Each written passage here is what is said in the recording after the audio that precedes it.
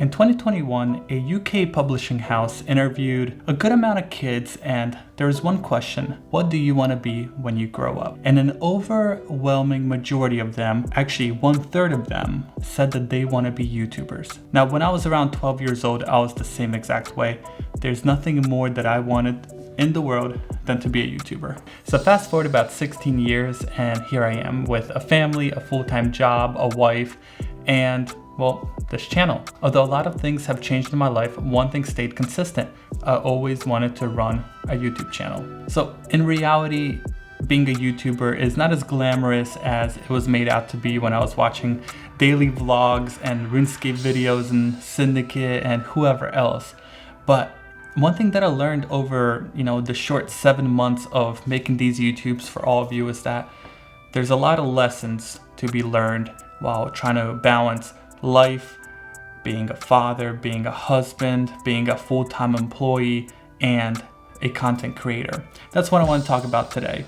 Okay, so lesson 1, at least for me, YouTube has been a psychological war between me, my creative side, and analytics. And I don't know, maybe not all of you are like this, but to me, analytics are everything. I love numbers. I love seeing results through analytics. I'm very data driven. So when I work really hard on the video, only to see it get, 70 views when I put 4 or 5 hours into it, it sucks. And for me, a lesson out of this is maybe not focus on the analytics as much, possibly even delete TubeBuddy, and focus more on just content creation, not look at the numbers.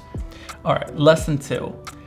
For me, YouTube has been a marathon and in no way a sprint. Now, for 7 months, I don't think I'm in a terrible position. I have almost 750 subscribers, 16 long form videos, 16 short form videos, and some of them did well, some of them didn't, and that's to be expected. Managing time when you have a 9 to 5 and, a life after the job, and then trying to be a content creator gets so difficult, and this channel gets put on the back burner. And just to kind of explain how, I want to outline my schedule right now.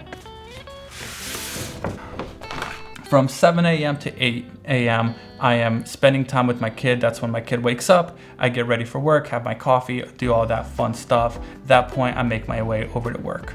I get done work at 5. And from 5 to 8 p.m. I am spending time with my family. We're cooking together, cleaning, hanging out, maybe taking my daughter on a walk. 8 o'clock we put her down, and at that point it's either me time or us time. So from about 8 p.m. to midnight, I get to make these videos, script them, set things up, record them, and it takes a while for me. I'm still trying to figure out this whole recording thing. But anyway,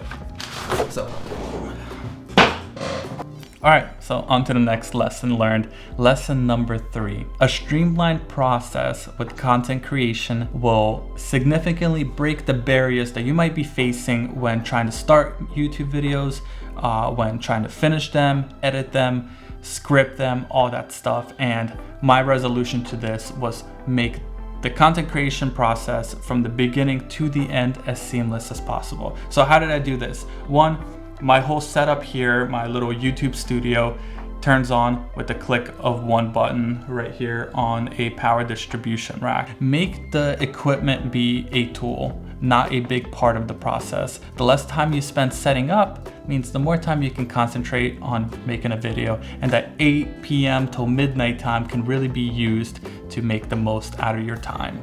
On a side note, if you're making these videos and you're on a time constraint like me, consider scripting them. I use Notion. I've actually built out a pretty decent Notion database, and if you guys want to see that, I'd love to share it with you. And all my scripts, thumbnails, ideas, tags, all my resources are in Notion. But moving on, let's talk about lesson number 4. This one's kind of a tough pill to swallow for me because I have gear acquisition syndrome. I have way too much equipment, way too many microphones, lights all around me, cameras, and I love it. It brings me joy, but I don't need it. Don't let gear be a barrier to starting something. I started doing daily vlogs, not daily, but a day in my life vlogs on TikToks, and all I'm using is my iPhone. It's been so much fun. It's been so refreshing. Check it out if you want to. The link is down in the description, but don't let gear be a stumbling block for you because it was for me for a very long time.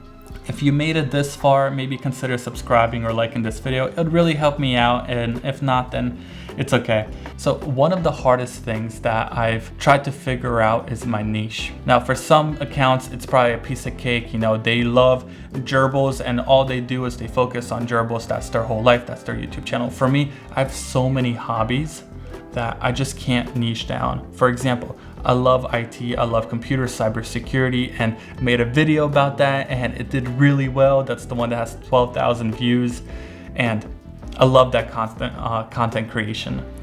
I also like cameras.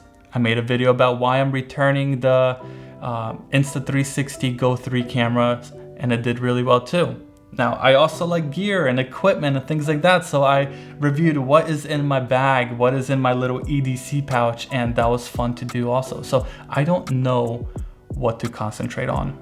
I'm not sure which videos or which topics I should go and continue making, because all of them are fun, are enjoyable, but I know that a person that likes 3D printing and ham radio won't want to see videos about cybersecurity and how to hack into somebody's phone. Well, maybe they would.